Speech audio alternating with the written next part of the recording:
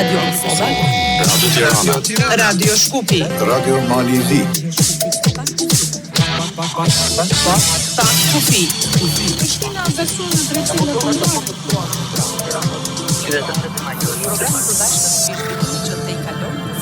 programi për bashkët me zhvillimet që të kalojnë kufit shtetëror.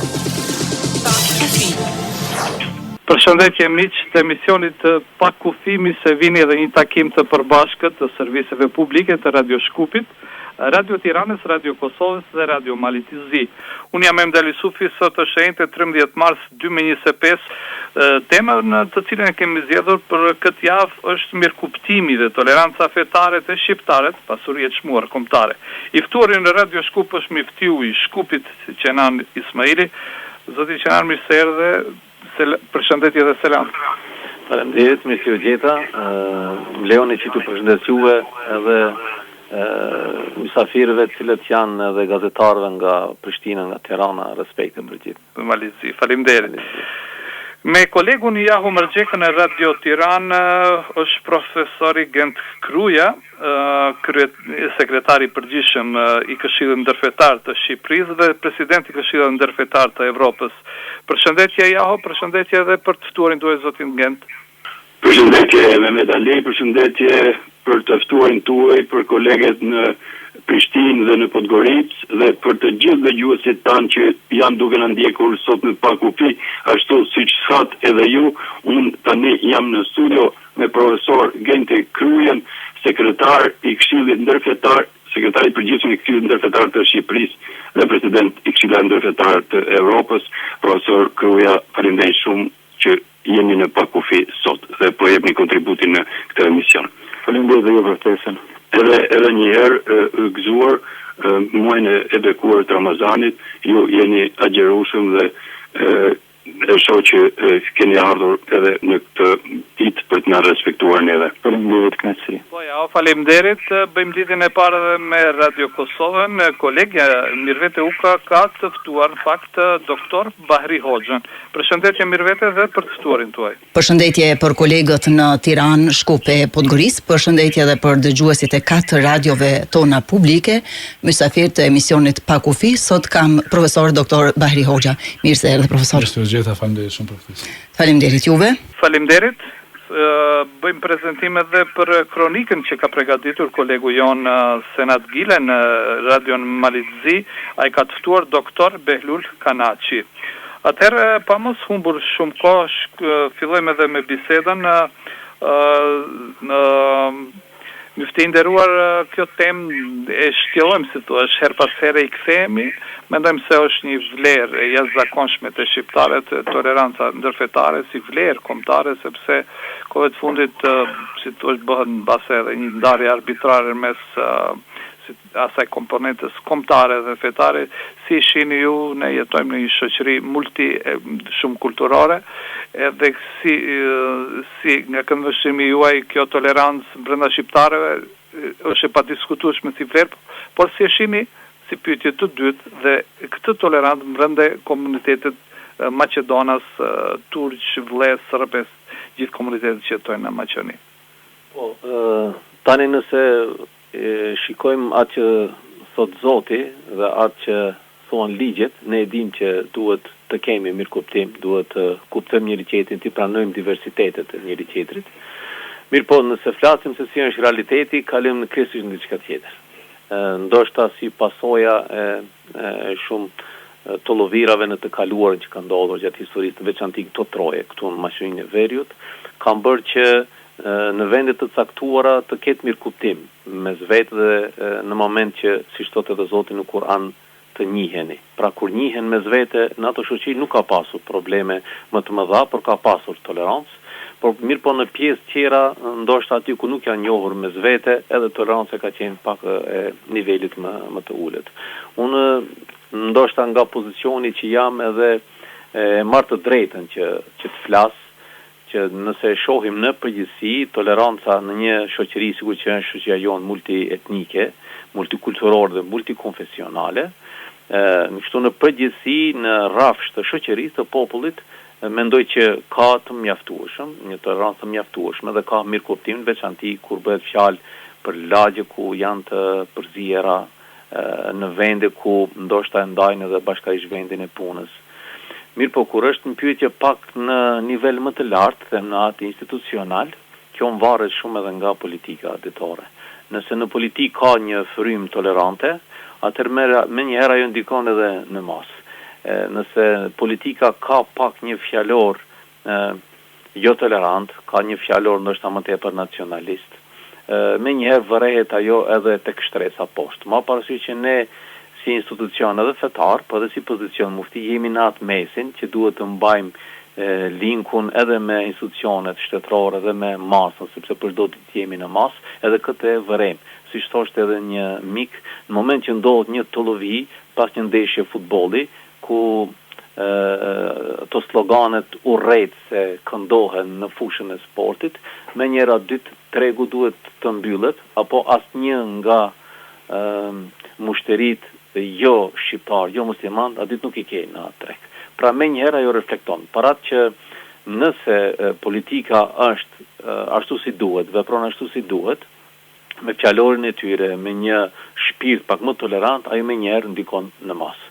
Unë mendoj që sa i takon tolerancës na e vërejmë në disa fusha të jetës që nuk është ende përgatitur shoqëria jonë për të thënë që 100% ne jemi tolerant. Flas prapë për Maqedoninë e Veriut, sepse flitet për dy etnicitete të ndryshme.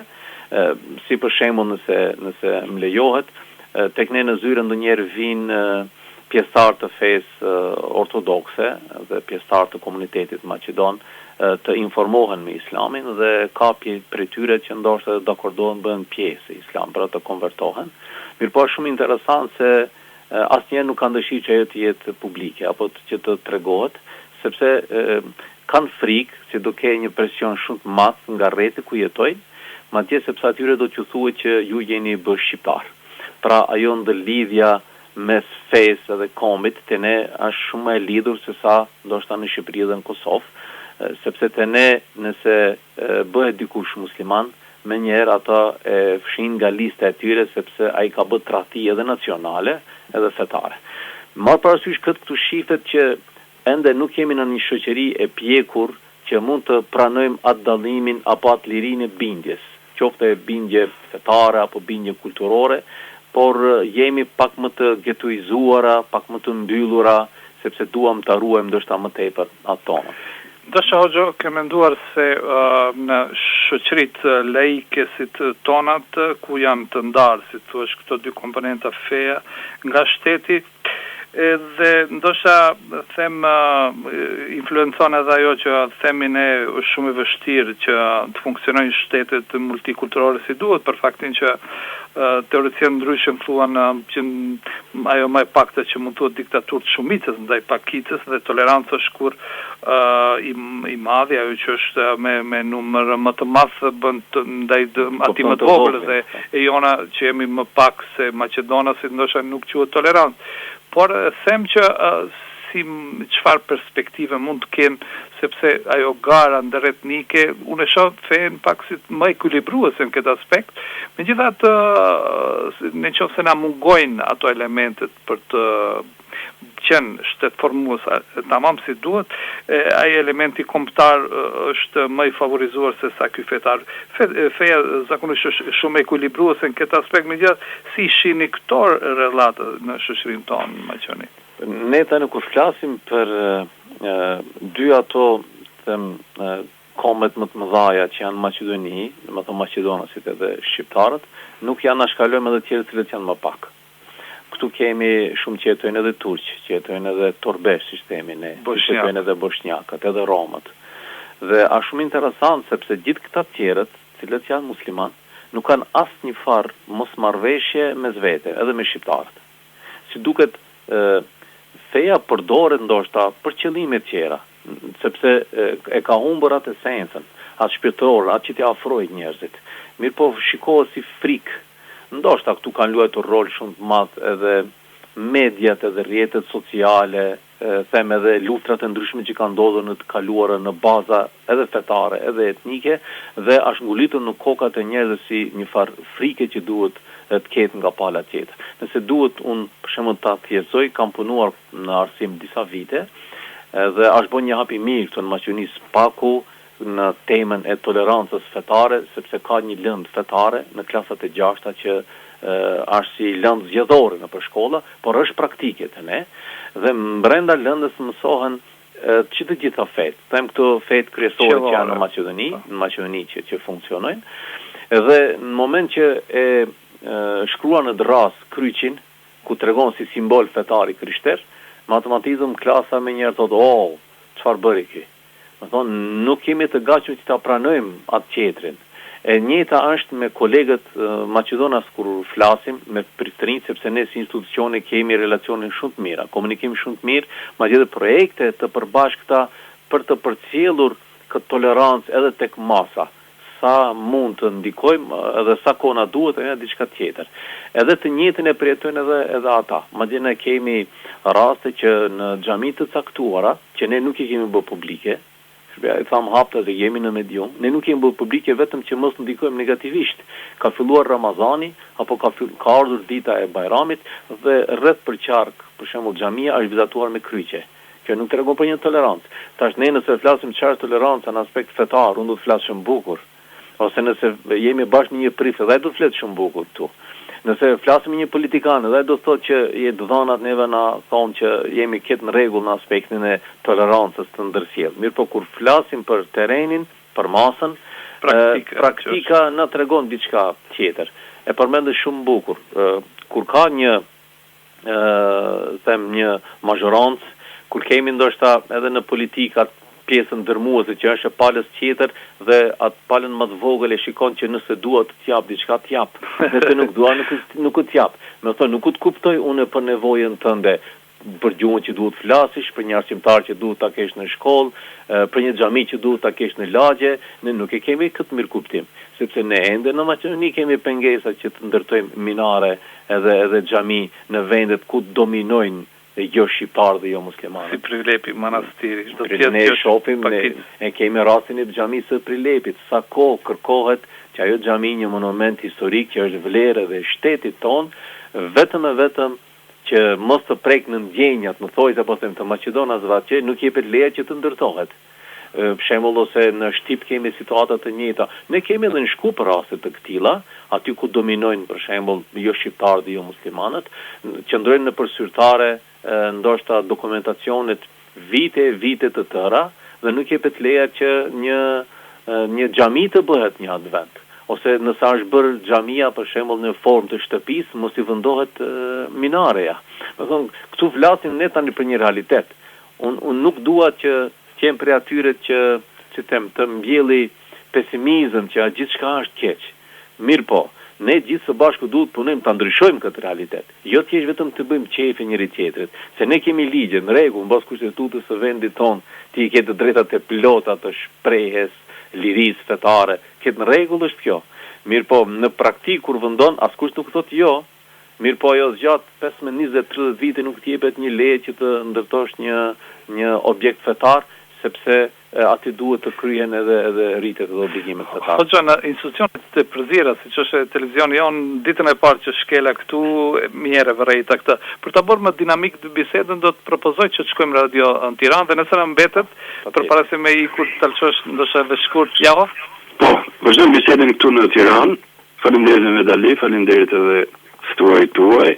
Siç ju thash edhe në fillim, jam me profesor Genti Kruje, është një pedagog në Universitetin Bedër, profesor i asociuar doktor, autor edhe librash. Ndër të tjera kam këto histori e dialogu ndërfetar, një monografi të shkruar nga profesor Genti Kruja, por ne do ta thjeshtëzojmë pak sa bisedën, nuk do ta bëjmë në nivel akademik. Fillimisht do ta pyes zotin Kruja për atë se apo vijon ajo toleranca ndërfetare në Shqipëri, dialogu ndërfetar mes religioneve, ashtu sikur se ka qenë edhe deri tani dhe historikisht, fatmirësisht, deri tani. Ne normalisht kur flasim për harmoninë, dialogun ndërfetar, bashkëtesën në Shqipëri, e na shkelojmë fjalën tolerancë, duke qenë se toleranca është ndoshta shkalla e parë. Ne kemi tejkaluar prej shekujsh falë kësaj bashkëtese ndërfetare, ndërkulturore, po pse edhe ndëretnike në trojë shqiptare që na ka karakterizuar si popull, edhe pse një popull i vogël. Normalisht kjo me ndryshimin e politikave të ndryshme, e situatave të ndryshme të kombit shqiptar ka pasur edhe sidat e veta, siç e dim gjatë kohës së periudhës komunizmit, ku pati një ndalim të fesë me ligj dhe pastaj edhe me kushtetut, ku është shpallëm edhe shteti i vetëm ateist në botë. Kur flasim sot në një situatë tjetër, liri i besimit tashmë për 35 vitesh pas së regjimit komunist, kemi një bashkëtesë të dialog ndërfetar i cili krahas asaj që shoqëria shqiptare ka trashëguar ndër breza, duke e trashëguar nga familjet e tyre, kemi një dialog edhe të zyrtarizuar me anë të institucioneve. Pra Shqipëria sot ka 5 komunitete fetare të njohura nga shteti shqiptar, të cilët në 2007 kanë themeluar një institucion pikërisht për promovimin e dialogut ndërfetar, për rujtjen, siç është edhe Këshilli Ndërfetar i Shqipërisë, i cili sot bashkërendohet nga ato 5 komunitete. Ku ju jeni sekretari i përgjithshëm? Po jam sekretari i përgjithshëm i sjellë për disa vitesh. Në këtë këshill, pavarësisht përqindjes së komuniteteve fetare, sipas censusit, të gjithë komunitetet janë të barabartë për sa i përket përfshirjes së tyre në bordet, në departamentin që ka këshilli, është bordi i presidentës me 5 kryetarë, ku secili prej tyre me rotacion edhe kryeson këshillin për një vit. Është bordi ekzekutiv, departamenti i gruas dhe departamenti i rinisë. Pra ka një barazi në këshillin fetar bazuar në statutën dhe rregullat e tij të brendshme. Për sa i përket pastaj promovimin nëpërmjet edukimit, janë institucionet arsimore, edukative që komunitetet fetare tashmë kanë hapur për vitesh pas rënies së regjimit komunist dhe hyrjes së lirisë së shprehjes të besimit, ku me anë të këtyre institucioneve arsimore kanë shkolluar mira të ri me këtë edukat të dialogut, të bashkëtesës dhe harmonisë ndërfetare, për të promovuar atë në brezat të ri, sidomos me anë të departamentet teologjike që janë në Shqipëri, në departamentin e shkencave islame, teologjia ortodokse, teologjia katolike, të cilët për 10 vitesh janë organizuar 13 simpoziume të përbashkëta për të promovuar këto vlera tek brezat e ri, tek teologët, të cilët sot janë student, por nesër do të jenë priftri, hoxhallar, imam, do të jenë drejtues institucione shpetare, do të jenë mësues dhe pedagog në universitete. Do shërbejnë dhe është shumë e rëndësishme të kalohet si stafet për brez pas brezi kjo harmoni dhe kjo bashkëtesë ndërfetare. Si vjet kryeqytetit ju shtua dhe një objekt, Savina Namazgjas, një objekt që besoj ka qenë i mirëpritur dhe i nevojshëm, sidomos për Tiranën. Po ishte një objekt i shumë pritur, siç e ka dhe emrin Namazgja njihet si vend ku falet namazi, kanë qenë sheshe të hapura kryesisht për faljen e bajrameve. Rastë festash është një truall i trashëguar në qindra vite në shekuj ku banorët e Tiranës falin bajramin. Fatmirësisht shumica e këtij trulli nuk u zu siç u zun edhe prishën shumë troje të tjera. Dhe pas një maratone dhe një sfide për sa i përket narrativit të saj, e cila si nevojë faktikisht të paraqitet në revistën Zani i Nartë, revistë zyrtare e Komunitetit Musliman të Shqipërisë, që në vitet 30 që Tirana ka nevojë për një xhami të madhe. Pra që në vitet 30 dekadën më parë Tirana kishte nevojë për një xhami më të madh, sepse kishte xhami shumë vogël, siç e dim se në qendër është një xhami e vogël, ndërtuar para 200 sa vitesh, cila u kthye në muze gjatë regjimit komunist. 30 xhami të tjera të Tiranës u shkatruan. Në fatmirësisht u rujt e paprishur, dhe sot është ndoshta monumenti i vetëm më i vjetër që ka mbetur kryeqyteti i Tiranës. Xhamia Namazgjas plotson deri diku, se nuk mund të them plotësisht, në Tiranë tashmë ka 1 milion banor, plotson deri diku ato nevojat e banorëve dhe kryeqytetëve shqiptarë, besimtarë të cilët duan të praktikojnë edhe besimin duke shkuar në xhami. Po. Profesor, e përmendet pak edukimin. Ju jeni profesor në universitet. Çfarë lëndë jepni për studentët tuaj dhe unë jam i profilit të sociologjisë, kam marruar për sociologji bachelorin, studimet e larta dhe pas studimet universitare, master doktoratur për dialogun ndërfetar, dialogun ndërkulturor. Jap lëndën e sociologjisë në bachelor, sociologjinë e fesë në master dhe lëndën e komunikimit të ndërkulturor ndërfetar, po ashtu në mastër në shkencë të komunikimit dhe në departamentin e shkencave islame. Njërësisht jemi ftuar shpeshherë nga universitetet tjera partnerë që kanë komunitetet fetare në Shqipëri për leksione të hapura në lidhje me dialogun ndërfetar, duke e promovuar pra këtë bashkëtesë që thashë tek studentët dhe brezat e rinj. Në Këshillin Ndërfetar shqiptar janë 5 drejtues me rotacion çdo vit, secili prej tyre. Kur vjen puna për të qenë drejtues njëri prej religioneve që është relativisht pak më i vogël në aspektin nëse e preferohet censusit. A ka problem? Nuk ka problem. Unë do të kujtoj një episod shumë të rëndësishëm para disa vitesh në 2018 kur filloi sipas statutit të hynte në zbatim pra rotacioni i kryetarëve, sipas statutit i takon komunitetit më të madh fetar, pra në këtë rast komuniteti musliman shqiptar që të ketë kryesin i pari, atje i pari kryetar. Në këtë kohë doktor Skënderaj Bruça ishte kryetar i komunitetit musliman, dhe gjatë mbledhjes me kryetarët e tjerë të bashkësive fetare, komunitetit fetar në Shqipëri, dhe me qenë se unë jam më i riu, ndër ju, për në këto 5 lidra, unë e la rallën e tij, i cili është më i vjetër, dhe në këtë rast ishte kryetarë Anastas, dhe ai mori rallën i pari për qenë kryetar i Këshillit Fetar. Më pas komunitetet e tjera kisha katolike, Kryqëzata Bektashiane dhe Vërzia Gjillori, i cili bashkangjit Këshillin Fetar si komuniteti 5 në 2015, pra pas disa vitesh, pas 11 vitesh ishte krijuar Këshilli.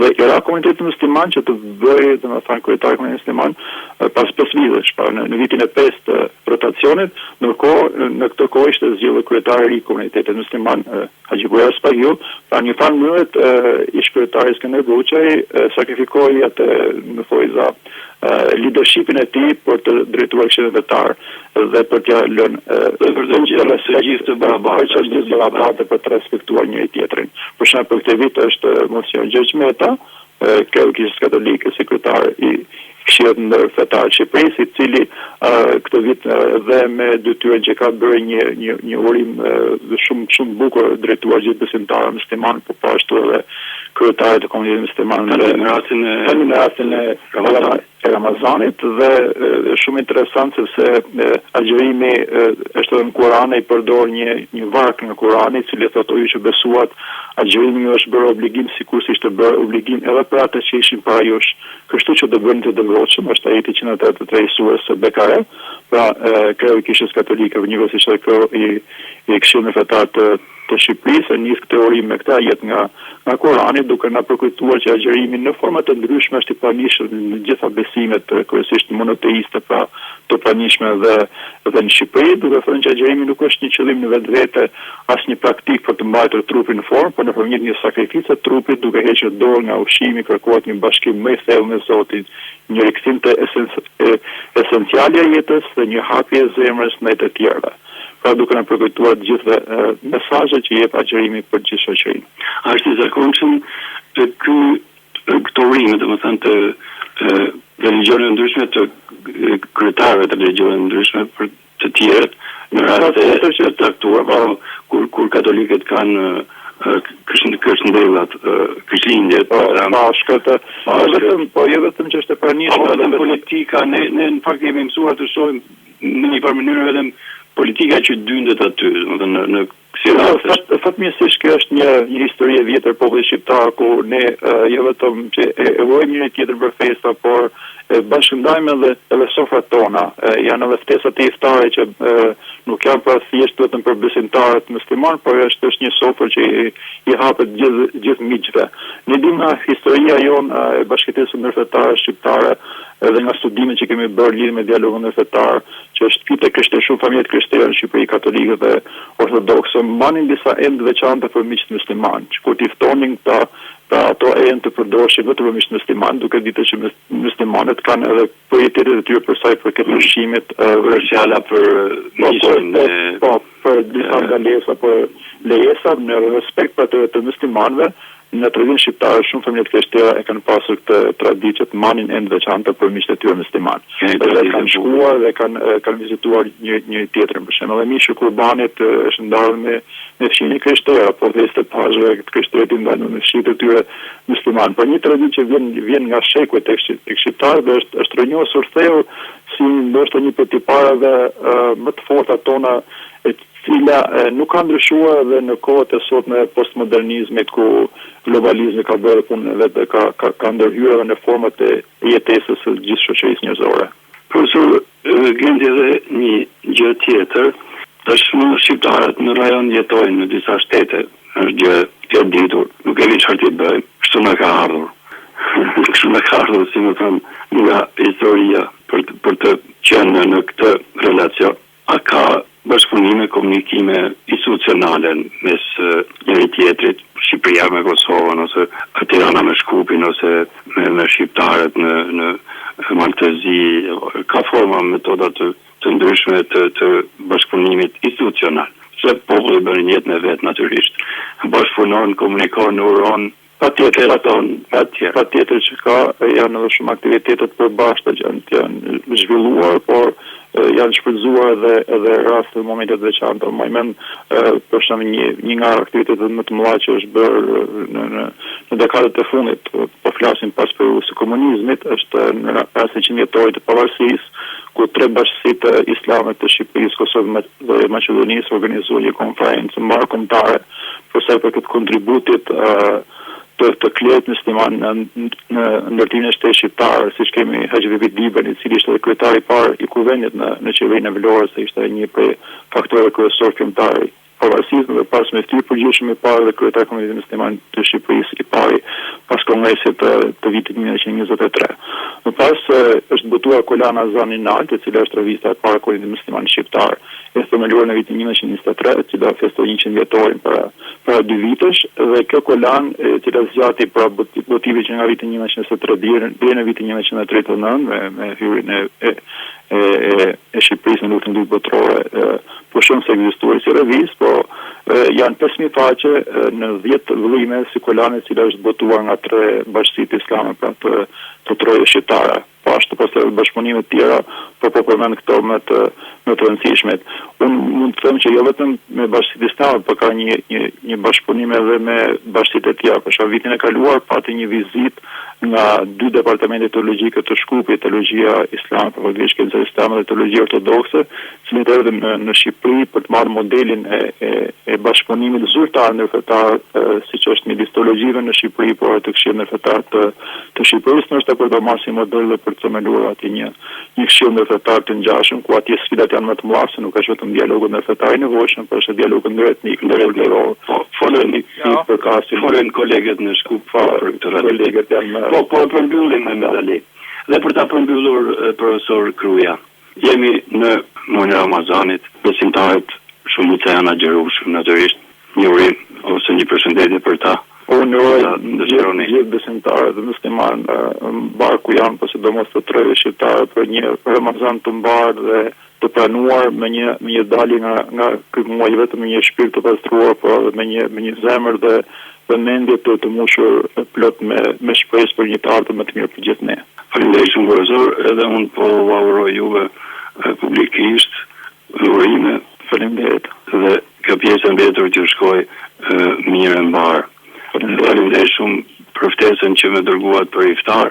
Ju falenderoj shumë. Faleminderit misardhë. Atëherë, falenderojmë edhe jonë me profesor Genti Krujen, sekretari i përgjithshëm i Këshillit Ndërfetar të Shqipërisë, që e patëm në studio në këtë ditë. Faleminderit edhe për uratat për gjithë besimtarët për muajin e shenjtë Ramazanit. Hoxha, jemi në fund fare, domethënë një mesazh edhe ju për këtë muaj të rëndësishëm të besimtarëve musliman, gjithandaj ku ndodhen.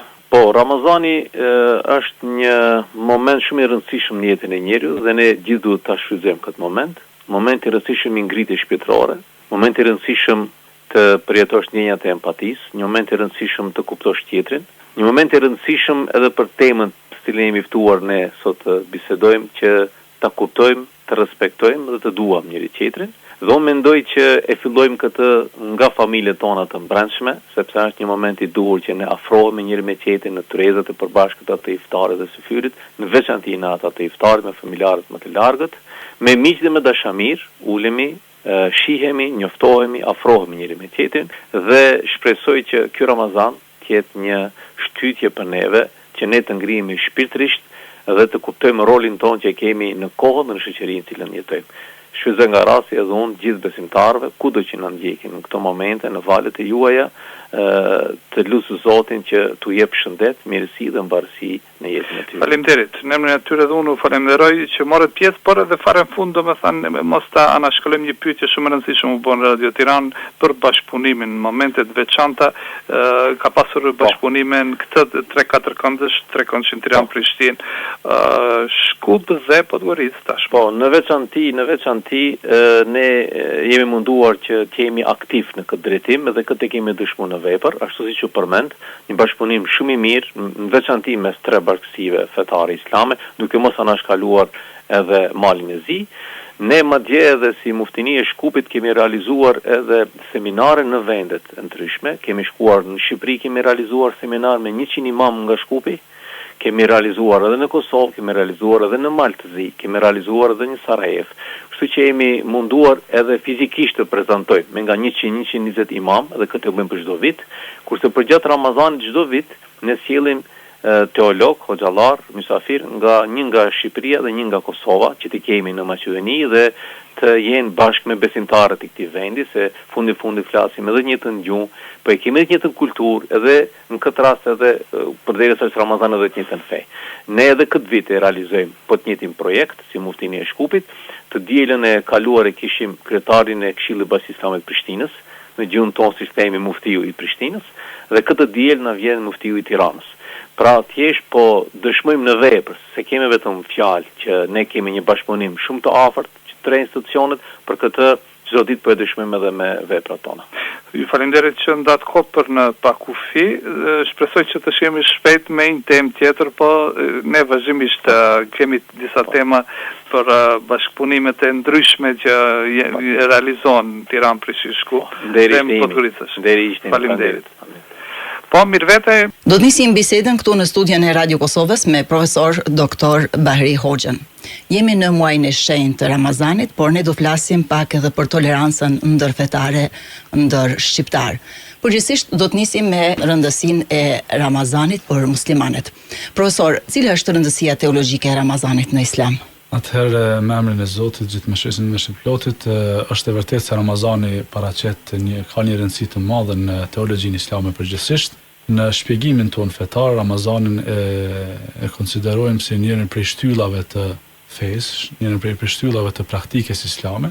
Thot i dërguari i Zotit, Islami ndërtohet mbi 5 shtylla, dëshmia se nuk ka Zot tjetër përveç Allahut dhe se Muhamedi është rob dhe i dërguari i Tij, falja namazit, agjerimi i Ramazanit, dhënia e zakatit dhe shkuarja në hax për ata që kanë mundësi. Prandaj e shohim se shtyllë patjetërsueshme e Islamit është agjerimi i Ramazanit, një obligim që besimtarët e kryejnë anë kanë të botës, që në fakt paraqet largimin nga ushqimi, pija dhe marrëdhëniet intime për ata që janë martuar nga mëngjesi deri në mbrëmje. Po në përgjithësi kështu si shpjegohet në teologjinë islame ndikimi i Ramazanit në marrëdhëniet ndërmjet individit dhe Zotit në kuptimin spiritual? Si çdo obligim tjetër fetar, padyshim që efektet e obligimeve nuk ndalen vetëm tek individi, por ato konsistojnë edhe për te i tij dhe referojnë edhe efekte anësore të cilat të gjitha janë po ashtu pozitive.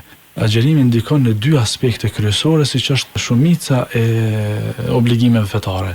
Aspekti i parë që agjerimi ndikon direkt është një lloj kujdesi dhe ndërtimi, rikuperimi i raporteve individ dhe Zot. Për arsye se agjerimi është një obligim fetar i cili aplikohet në saja të një besimi që e posedon besimtari. Dhe kur kemi parasysh se agjerimi është largim nga këto 3 elemente të cilat i përmenda që në fakt ato janë të lejuara në jetën e përditshme, paraqet një lloj serioziteti në rregullimin, ndërtimin e raporteve të personit me Zotin e vet, si respekt ndaj urdhrave të Zotit. Kjo është ana e parë. Mirë po, ndikimi i tij nuk është vetëm në aspektin, siç e quajmë ne shpeshherë, aspekti vertikal. Agjerimi ka edhe ndikimin në aspektin horizontal. Kjo kuptohet duke filluar nga vetvetja e personi.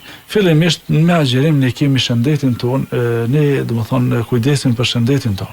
Por nuk është ky qëllimi kryesor, vetëm se është efekt i Ramazanit i cili pas aplikimit vije në shprehje edhe është nëse i vërtet. Pastaj rregullimi i raporteve, kujdesi, ndërtimi i raporteve të mira dhe shumë pozitive me individet që i kemi përreth në shoqëri. Pejgamberi i Zotit thot qartas, ai agjerues që nuk gjatë agjerimit nuk lën fjalën e keqe dhe veprimin sipas saj, që do të thotë veprimin e keq, Zoti nuk ka nevojë për urinë dhe etin e tij. Prandaj përmes agjerimit synohet të arrihet deri tek aspekti etik, aspekti moral, mirësjellja në shoqëri dhe ndërtimi i raporteve të shëndosha, qoftë me familje, qoftë me rrethin e kështu me radhë. A mund të kuptohen këto si përfitime shpirtërore për shkak të sfidave me të cilat ballafaqohen njerëzit që agjerojnë? Çdo kontribut kur bëhet për Zotin që nuk e shohim, nuk e prekim tani, në një farforme ndikon direkt në përmirësimin shpirtëror, në një ngritje shpirtërore. Edhe në ajetin që Zoti flet në Kur'an, në versetin kuranor, o ju që keni besu, ju është bë obligim agjerimi, ashtu sikur se gjeneratave tjera para jush, në mënyrë që të bëheni të devotshëm. Pikërisht devotshmëria është qëllimi i arritjes së këtij efekti shpirtëror që pastaj personi përveç që ndërton raportet me Zotin e vet, ai në njëjtën kohë edhe i rishikon raportet me vëllezërit, me familjen, me shoqërinë në përgjithësi. Në anën tjetër, si mund të trajtohen apo si mund të kuptohen sfidat e personave të cilët përballen me sëmundje të ndryshme apo kanë obligime të ndryshme udhëtimi? Kur lëshohemi në shpjegimin e agjerimit si obligim dhe dispozitat që përmban, edhe decisivisht cekët në ajete në Kur'an, 2 herë në këto ajete që flasin për agjerimin, se ata që janë të smur ose në ndonjë udhëtim agjerojnë ditë të tjera zëvendësuese të këtyre ditëve. Kur fillon ky zëvendësim? Menjëherë pas muajit Ramazan, janë ditë të caktuara kur mund ta bëjnë? Pas muajit Ramazan mundësia e zëvendësimit të këtyre ditëve është menjëherë pas Bajramit. Veç në Bajram nuk lejohet, sepse Bajram është ditë feste, ditë e ushqimit, ditë e gëzimit, ditë e daljes. Fillon që në ditën e dytë apo duhet kalojnë 3 ditët e Bajramit? Pas të kalojnë ditët e Bajramit, që është një ditë kësaj here, domethënë në këtë Bajram është një ditë, pas kësaj dite vazhdohet në cilën do ditë të vitit, lejohet plotësisht që të zgjidhen ditët të cilat janë më të shkurtra gjatë vitit, në mënyrë që personi të agjerojë më lehtë. Kryesisht i kemi edhe gjininë femërore që domosdo brenda muajit u bën që të humbin disa ditë prej ditëve të Ramazanit dhe ato i agjerojnë në ditë të tjera gjatë vitit, veçse është mirë që mos të shtyhen derisa të vijë Ramazani tjetër. Do thotë Ramazani tjetër. Domthonë hapësira kohore nga Ramazani deri në Ramazan ka mundësi të bëhet. Mund të përzgjedhë varësisht nga situata familjare apo pa kurfar problemi. Problemet e sepse qëllimi Zoti në ajetet e agjerimit thot haptas, Zoti nuk dëshiron për juve vështirësimin, por lehtësimin. E ne në shiqen para agjerimit duket se është një obligim bukur i rënd, bukur i vështirë. Mirë, po në fakt nuk është qëllimi me obligim të arrihet deri tek vështirësia e jetës, por është për qëllim lehtësia. E ne në fakt pastaj me studimin, sidomos tash të agjerimit në nivele të ndryshme, qoftë në ndikimet e tij në psikologjinë e personit, qoftë në përdorimin e tij si kur, jo vetëm në psiqikën e njeriut, por edhe në aspektin fizik, e vrem se më vërtet agjerimi është lehtësim dhe nuk është ngarkesë e vështirësim. Por nëse njerëzit e praktikojnë agjerimin për shkak të sezonës, ka disa vite dhe do të vazhdojë disa vite tjera të jetë në një kohë kur dita është më e shkurtër, është më freskët, do të thonë periudha e shmangjes nga ushqimi është shumë më e shkurtër se sa kur Ramazani bie në korrek apo në gusht. Si e vlerësoni këtë? Ne themi çdo vepër e mirë që bëhet për hir të Zotit, ajo vepër shpresojmë tek Zoti se është e pranuar. Ne nuk ndërhyjm në mes individit dhe Zotit të tij. Raportet individ dhe rob Zot, siç i quajmë ne, ato janë shumë të fshehta, janë shumë të panjohura për secilin prej nesh, prandaj gjithë veprimin ton e kemi në shpresën ton se Zoti do të pranojë. Po ashtu edhe për ata persona të cilët edhe në këtë aspekt ta quajmë janë sezonal. Në mësimet islame kjo nuk është diçka e pranuar si veprim i rregullt, por nuk do të thotë që nuk është në rregull spaku veprimi. Ne nuk themi agjerimi sezonal është problemi. Problemi është ndërprerja sezonale, atëherë kur është gjatë verës, sepse më së miri njeriu e njeh krijuesi i vet dhe ai nuk na ka veçu që vetëm këto ditë të agjerojmë ditë e tjera, mirë, po kurdo që Ramazani ndodh, atëherë ne duhet të agjerojmë. Kjo është qëllimi që ne të agjerojmë Ramazan kurdo që vjen. Nuk duhet të jemi sezonal asnjëherë, mirë, po kjo asnjëherë nuk do të thotë që është veprim i keq pjesa e agjerimit sezonale, por është veprim i ndaluar pjesa e ndërprerjes sezonale. Ka një tendencë të ngritjes së vlerave ushqyese, të harxhimeve, të shtimit të harxhimeve, të konsumit më të madh të ushqimeve të ndryshme në muajin Ramazan. A duhet të ndodhë kjo apo duhet të ishte diçka krejt normale? Unë mendoj se kjo është pikërisht e kundërta me ato që ka në fakt qëllim Ramazani. Ramazani nuk ka qëllim që të anojmë ka ushqimi kur ne e kemi të lejuar. Ramazani pikërisht synon në paksimin e ushqimit. Do edhe në kohën e iftarit, po edhe në kohën e syfyrit. Më së miri këto do ta shpjegonte një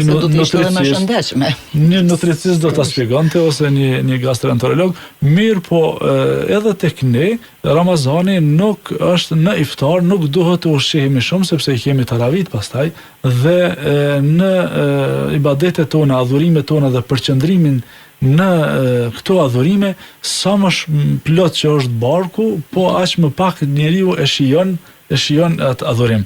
Muhamedi alayhis salam kështu në përgjithësi e përkrahte idenë që të mos ushqehemi me barkun plot. Ai thonte nuk ka enë që mbushet më keq se sa barku i njeriu. I mjaftojnë njeriu disa kafshata, të cilat do t'ja drejtojnë shpinën atij, kështu do t'ja drejtojnë qëndrimin këmbë atij dhe në rast tjetër thot 1/3 duhet ta lënë për ushqim, 1/3 për ujë dhe 1/3 për frymarrje. Kësaj ishte tradita e njerëzve të urtë, po ashtu edhe Muhamedi alayhis salam, në një situatë duhet ta ruajmë edhe Ramazan. Bile unë mendoj që po që se besimtarët e aplikojnë edhe çet aspekt, kujdesin në syfyr dhe kujdesin në iftar, përveç atyre që kanë punë fizike, të cilët nuk dëshiroj të lëshohem në formën se si ata ushqihen, për arsye se aktiviteti fizik gjatë ditës sigurisht që u kërkon më tepër, mirë, po flas në atë nivelin e përgjithshëm, ushqimi i kujdesshëm është shenjë prej shenjave të Ramazanit dhe jo shpenzimet e tepruara. Ato shpenzime që i kemi pas gjatë gjithë vitit, tash në Ramazan është mirë që t'i ruajmë për të ftuar dikan, për të thirrë dikan musafir, dhe ndoshta këtu është aspekti i shpenzimeve, sepse kur bëhen këtë formë, atëherë në një farë forme kjo konsiderohet dhuratë për tjetrin, kjo konsiderohet lidhja dhe i shërben raportin. Por gjithsesi tryeza është më e begatshme gjatë muajit. Kjo është traditë e shqiptarëve në veçanti, por muslimanëve në përgjithësi, që po mund të them edhe gjithë njerëzve, se gjithë njerëzit ndoshta e ndryshojnë rutinën e ushqimit kur ftojnë dikan në sofër. Ata mundohen të ushqehen me diçka shumë thjeshtë dhe kalojnë ditën ose mbrëmjen, mirë, po kur thirrën musafir në sofër, ata detyrimisht edhe po që se u flet në qoftë nga pozita e teologut, qoftë nga pozita e mjekut, në qoftë nga çfarë do pozite, respekti vjen para të gjitha për musafirin që e kemi traditë tashmë e sa shekuj. Sa i përket bamirësisë, flasim më shumë për bamirësinë gjatë muajit Ramazan. A do duhet që për bamirësinë të kujtohemi vetëm gjatë këtij muaji, sidomos në rastet kur rrethohemi me njerëz që e dim se kanë nevojë për ndihmën tonë? Mirë do ishte të bëjmë mirë edhe ata që nuk i njohim, po posaçërisht te njerëzit që na rrethojnë dhe ndonjëherë dim se kanë nevojë të ashprim dorën për t'i ndihmuar. Pse duhet kujtohemi vetëm në Ramazan? Padyshim. Njeriu gjatë gjithë jetës vet, ose themin gjatë 11 muajshit, nuk them se nuk e ka në mendje të bëjë mirë, të veprojë mirë. Mirë, po sikur mashtrohet se jo sot, jo nesër, jo pasnesër, jo pagën tjetër, jo kur jam më mirë ekonomikisht, do të ndihmoj, do të jem më bujare kështu më radhë, dhe këto mbesin shpesh herë mbesin dëshira të paralizuara dhe brenda disa vitesh. Mirë, po kur vije Ramazani, sikur është ai kufiri kur tashmë të kujton domosdo përmes stopimit nga ushqimi dhe pija, edhe në aspektet të tjera, në këtë rast edhe në aspektin e bamirësisë. Nuk është se bamirësia është vetëm brenda Ramazanit, por se Ramazani është ai shtytësi kur edhe në këtë nivel e rregullojmë veten edhe kthehemi dhe i flasim vetes. Nëse dëshirojmë raporte me Zotin, ato raporte mund të ndërtohen vetëm atëherë kur vllaun që e kemi pranë, edhe ai është i ngopur dhe ai i ka nevojë të plotësuara. Thot Muhamedi alayhis salam 3 herë ka përsërit, thotë për Zotin nuk ka besu, për Zotin nuk ka besu, për Zotin nuk ka besu. Shokët i thonë, kush është ai o i dërguari i Zotit, se 3 herë përmendet, sigurisht se situata e tij shumë e keqe, thot ai person që flen i ngopur ndërsa fshiu i tij ka barkun, thot.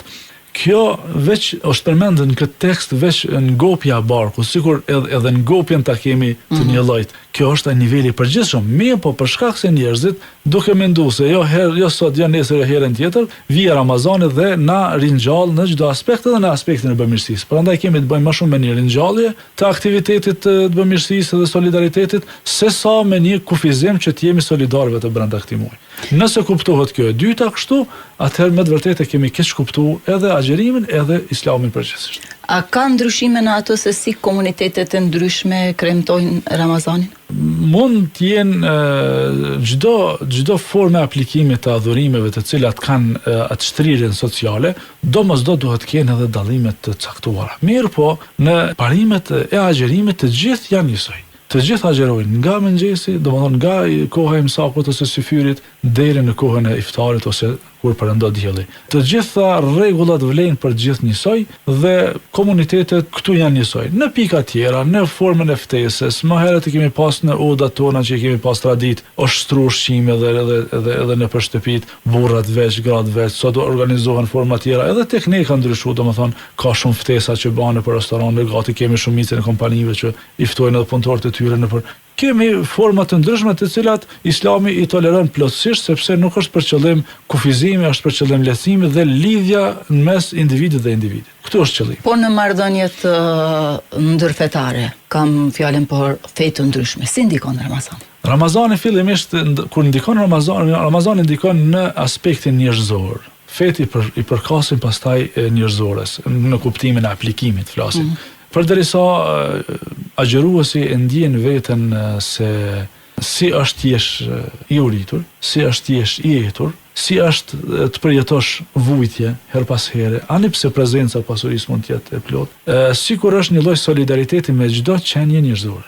Ne jemi dbit e një gjenerate të cilat edhe bagtive në ato shtallat e tyre janë kujdes që të mos vun nga etja uria. Prandaj ne jemi ky rregull. Kjo është nësaje të kujdesit edhe mësimeve fetare padyshim, të cilat të mirën e përkufizojnë edhe si dhënien nganjëherë, si solidaritet, ani pse njeriu mbetet vetkeq. Pa marrë parasysh i varfër çfarë besimi ka, çfarë gjuhë flet, çfarë race i takon, ai në fundit është një njeri dhe është një ekzistencë njerëzore këtu pranë nesh. Muhamedi alayhis salam thoshte në çdo mëlçi të njom ka lëmosh. Kësaj shprehje në formën në çdo gjallësë ka lëmosh. E mos flasim për qenie njerëzore, e cila padyshim na bashkon në çdo aspekt përveç se na ndan aspektet e besimeve tona, të cilat secili mendon se do të jetë i shpëtuar ditën e gjykimit, kjo mbetet të realizohet kur Zoti na informon. Shpesh hasim në paragjykime për njerëzit që nuk agjerojnë. A është domosdoshmërisht njeri i mirë ai që agjeron dhe kundërta për atë që nuk agjeron? E bën të mirë njeriu vetëm fakti i agjerimit, a duhet paragjykohen ata që nuk e bëjnë këtë? Ne themi agjerimi është vepër e mirë dhe e kërkuar fetarisht. Por asesi nuk themi dhe asnjë shpjegim fetar nuk ekziston se kushdo që agjeron është i mirë në çdo gjë. Është i mirë në sjellje, është i mirë në familje, është i mirë me shoqërinë, është një koleg i mirë në punë kështu me radhë. Këto dojnë pastaj edukat shtesë. Mirë, po agjerimi është vetëm një obligim. Edhe ai po që se kryhet si duhet, pranohet, po që se siç e përceku më herët, kryhet përmes këtyre fyrjeve, përmes këtyre paragjykimeve. Padyshim që Zoti nuk ka nevojë për urinë dhe jetën e atij personi. Prandaj kthehemi gjithherë tek esenca. Agjerimi është ftesë për të përmirësuar si në aspektin shpirtëror, po ashtu edhe në atë social, por se nuk është shenjë me të cilën stigmatizohet dikush ose fyhet dikush ose nënçmohet tjetri.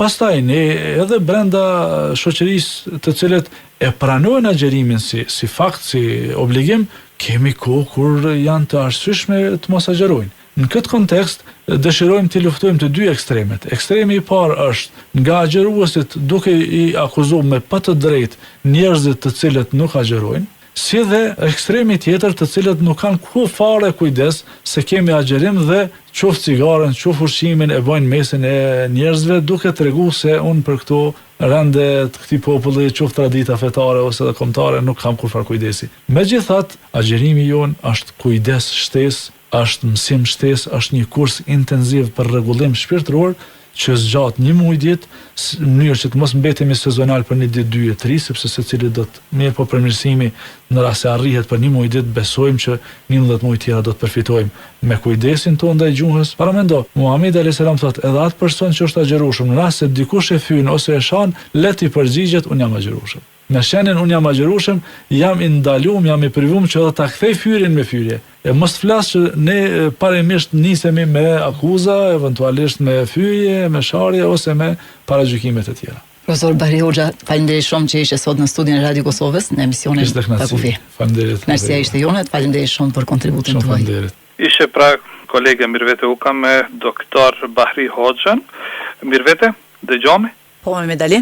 A mund të transmetojmë tani kronikën e Malit të Zi? Okej, në rregull, Mirvete, mund të shkojmë me kronikën e Malit të Zi. Senat Gilaj ka të ftuar profesorin Behlul Kanaçi, doktor.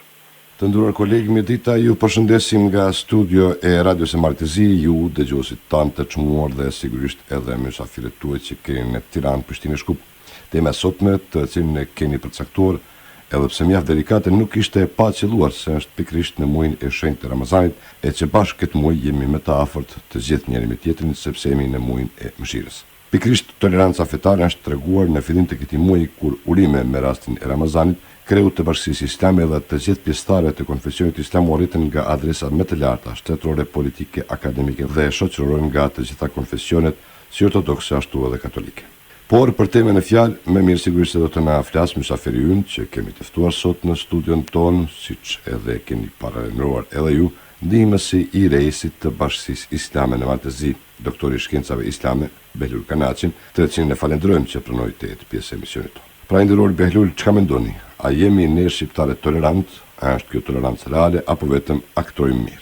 Toleranca fetare, për mendimin tim personal, është një realitet shumë i kapshëm dhe këtë e them duke u nisur nga vetë tradita e neve shqiptarëve si kom, pasi që ne gjatë gjithë kohës dhe historisë si kom shqiptare kemi vërtetuar me shembuj konkret dhe me jetën, me eksperiencën tonë që është një gjë që jeton mesin që është e pranishme mesin tonë dita ditës dhe jemi si komi vetëm që do të thotë këtë realitet jemi duke përçuar dhe në tej, besoj do të përshojmë gjatë gjithë kohës që të ekzistojmë si kom. Unë mendoj që gjithmonë ne shqiptarët nuk i kemi theksuar ndasi fetare dhe se nga kjo pikpamje ne jemi si kom shembull jo për gjithë rajonin, por për gjithë botën, besoj. Se paktën po ashtu të kem rreth Ballkanit, po mendoj nga pikpamja e Ballkanit, ne ndoshta mund të them që jemi populli vetëm që një kom përmban veten e vet, pra tre konfesione dhe pa pas kur farë ndasirësh ose pa pas ngatresa apo konflikte e tjerë. Kështu që për mendimin tim është për këtë mund të një person më i thjeshtë e sheh dhe e di dhe e kupton këtë, kështu që është më shumë se realiteti. Në një raport të UNDP-s për tolerancën fetare në Shqipëri thuhet mes tjerash se edhe pse shqiptarët e vlerësojnë shumë rolin e drejtuesve të komuniteteve fetare dhe klerikëve vendor në nxitjen e tolerancës fetare në vend, instrumentet kyçe që mundsojnë një tolerancë të tillë janë thelbësisht laike dhe lidhen me vlera të tilla si respektimi i lidhjeve individuale dhe mbizotërimi i traditës së vetdijes kombëtare mbi jetën fetare. Por, sa ka mundësi të na tregoni se sa në vitet e fundit, sidomos pas konflikteve në lindjen e mesme, mund të ndikojnë pra politika globale, sa mund të ndikojnë nga adresat tona fetare, a mund të ndikojnë ato në harmoninë tonë fetare, konkretisht edhe në Malit të Zi? Përse përket kësaj pyetje, unë po ashtu lidhje me këtë kam këtë menim që politikat globale në ngatresat tona fetare ndikojnë aq sa ne t'u lejojmë këto ndikime. Nëse ne do të tregojmë këmbgulsi, do të tregojmë një kuptim mes njëri tjetrit, do të tregojmë urtësi, asnjë politikë globale nuk mund të ndikojë në konfliktin në konfliktet tona të brendshme, por kuptohet kjo nuk varet vetëm nga një individ, nuk varet vetëm nga një pakicë, po kjo varet, e kam fjalën tash për rastin konkret për shtetin e Malit të Zi, ku jetojmë dhe ne, dhe jemi pjesë e këtij shteti, e kam fjalën edhe për jo individ, po edhe për shoqëritë, por edhe për institucionet dhe politika. Nëse politika do të jetë më e sinqertë, do të jetë më konkrete dhe do të jetë me qëllim mirë, dhe ajo do të kontribuojë me gjitha fuqitë dhe instrumentet që ka ajo në mënyrë që të mos vi deri te agresivitet ose konfliktet apo ngatresat fetare këtu në Malin e Zi, kam fjalën konkretisht. Për fat të keq në vitet e 90-ta të ish Jugosllavisë, politika nuk është treguar shumë e gatshme që t'i parandalojë, për mendimin tim gjithashtu, që t'i parandalojë këto konfliktet fetare, por edhe kombëtare. Dhe unë besoj që pa marrë parasysh politika globale, unë besoj që ajo politik, që pastaj kjo politik ka ndikuar edhe në marrëdhëniet mes shoqërive dhe individëve, për fat keq, ajo politik për mendimin tim po ta kishte vullnetin e mirë, ajo gjithsesi i ka pas të gjithë instrumentet dhe mundësitë që të paradalonte katastrofën e cila ka ndodhur në vitet 90-ta në ish Jugosllavi, ku kanë mbetur të vdekur, të masakruar me mijëra e mijëra fëmijë, gra, burra, pleq e tjerë. Duke pasur parasysh larmin fetare të shoqërisë shqiptare, ruajtja e kohezionit social dhe e tolerancës dhe harmonisë fetare edhe në kohë të turbullta ka qenë një arritje e jashtëzakonshme. Megjithatë, lind pyetja nëse toleranca fetare e dukshme në Shqipëri do të vazhdojë në një botë të globalizuar. Duke e falendruar mysafirin tim, Behlul Kanaçin, më duhet të ceki se, siç edhe tha bashkëbiseduesi im sot, populli shqiptar me 3 besime, Islam, Ortodoks dhe Katolik, ka qenë simbol i harmonisë fetare në historinë e popujve të Ballkanit. Vetë ekzistenca e objekteve të kultit, të xhamive, kishave e manastireve simbolizon të kaluarën e popullit shqiptar. Bashkëjetesa në harmoni e besimeve fetare në trojet shqiptare përgjatë historisë e deri më sot është shembull dhe dhurata më e mirë. Kjo pra ishte kronika nga Radio Malit të Zi. Për këtë emision ju përshëndesim dhe ju dëshirojmë çdo të mirë. Nga Podgorica për Pakufi, Senat Gilej. Falemderojmë kolegun Senat Gilej dhe të ftuarin e tij doktor Behlul Kanaçi. Ishte gjithë kjo miq të emisionit Pa Kufi që përgatitëm për këtë javë në studion e Radio Shkupit. Unë isha me Mdal Yusufi, me të ftuarin e fytyrën e Shkupit Qenan Ismaili. Në Tiranë ishte i ftuar me kolegun Jahomar Xhekaj, profesor Genti Krue, ndërkohë në Radio Kosovë me kolegen time Mirvet Euka ishe i ftuar doktor Bahri Hoxha. Deri javën tjetër mirëmbëjtje me një temë tjetër nga unë me Mdal Yusufi, ishte gjithë kjo që përgatitëm. Mirë dëgjofshim.